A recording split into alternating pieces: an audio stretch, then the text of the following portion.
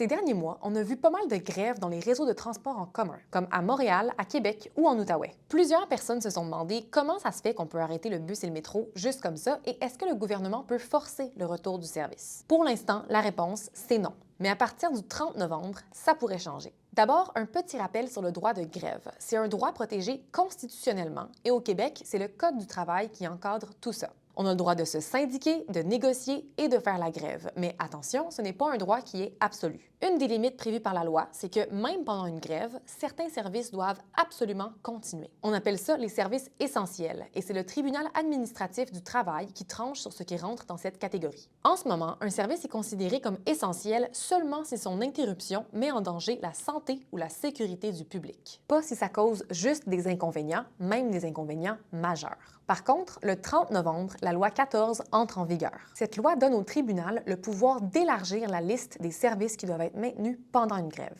On ne parle plus juste de services essentiels, mais aussi de services qui assurent le bien-être de la population. Donc la sécurité sociale, environnementale, économique, etc. Bref, c'est beaucoup plus large. Alors concrètement, ça veut dire que le tribunal pourra exiger plus de services minimums, même s'il n'y a pas de danger immédiat pour la santé ou la sécurité. Donc, pour les futures grèves, que ce soit à Montréal, Québec ou ailleurs, les services minimums à maintenir pourraient devenir plus nombreux pour respecter la nouvelle loi.